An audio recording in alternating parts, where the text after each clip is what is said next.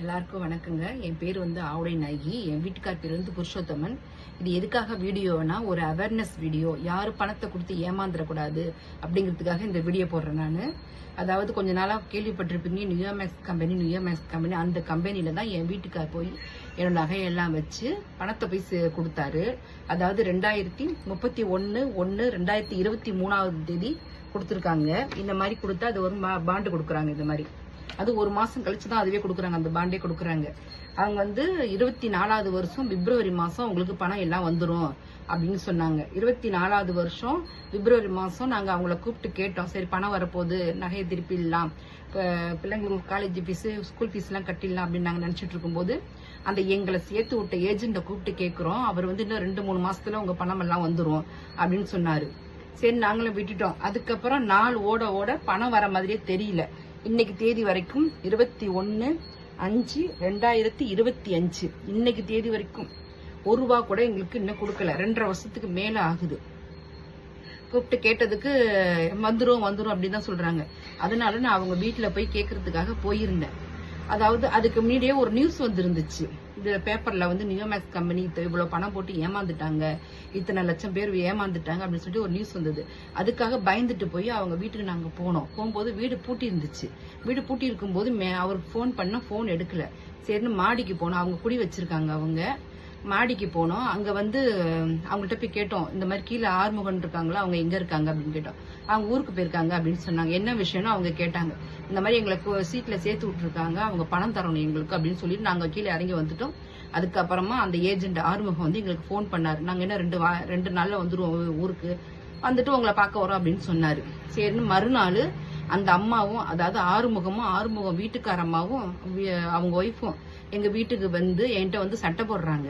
நீங்க எப்படி மாடியில போய் கேட்கலாம், நாங்க பணம் கொடுக்கணும்னு சொல்லிட்டு, நாங்க எப்படி எல்லாம் நாங்க வாழ்ந்துட்டு இருக்கிறோம். நாங்க அந்த அம்மா என்ன எல்லாம் கேள்வி கேட்கறாங்க. எனக்கு மானம் போச்சு, மரியாதை போச்சுன்னு வாழ் வந்து எங்க வீட்டுல வந்து கத்துறாங்க. என்ன வந்து திட்டுறாங்க.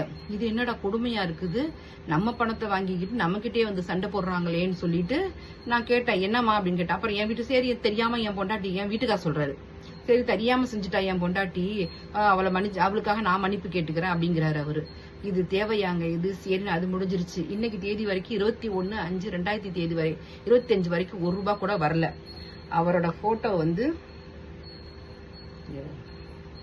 இதுதான் அவரோட போட்டோ. இவர் தான் ஆறுமுகம், அவர் பேரு. அதாவது இது வந்து ஹோட்டல் பேருங்க. இது வந்து ஹோட்டல் பேர். இந்த ஹோட்டல் எதுக்குன்னு நான் சொல்றேன் உங்களுக்கு.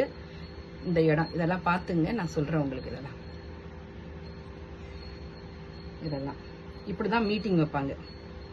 இந்த பாருங்க, இப்படிதான் மீட்டிங் வைப்பாங்க. அவரோட அட்ரஸ் வந்து இதுல தெரியலையா, சி ஆறுமுகம், 39 ராஜலிங்கம் நகர், ரெட்டிப்பாளையம் ரோடு, தஞ்சாவூர். அவரு அட்ரஸ் அது. அவர் வந்து ஒரு LIC ஏஜென்ட்னு சொல்லி போட்டிருந்தாங்க. ஆனா நமக்கு பாண்டு கொடுக்கறது வந்து நியோமேக்ஸ் போடாம இந்த மாதிரி கம்பெனி போட்டு கொடுக்கறாங்க நமக்கு. இதான் கொடுப்பாங்க. இதுக்குள்ளதான் அந்த பாண்டு வச்சு கொடுப்பாங்க. இது தயவு செஞ்சு யாருமே ஏமாந்துடாதீங்க. யாரும் நமக்காக ₹1 கூட எக்ஸ்ட்ரா கொடுக்க மாட்டாங்க. இதெல்லாம் எங்களுக்கு எதுவுமே தெரியாது. தெரியாம போய்தான் ஏதோ கடன் எல்லாம் அடைக்கலாம், ஏதோ ஒரு நல்ல நிலைமைக்கு வரலாங்கிறதுனாலதான் இதை நாங்க போய் சேர்ந்தோம். அதுக்கப்புறம் தான் தெரியுது இந்த கம்பெனி மேல வந்து கேஸ் போயிட்டு இருக்குது அப்படின்னு. அதுக்கப்புறம் தான் எங்களுக்கே தெரிய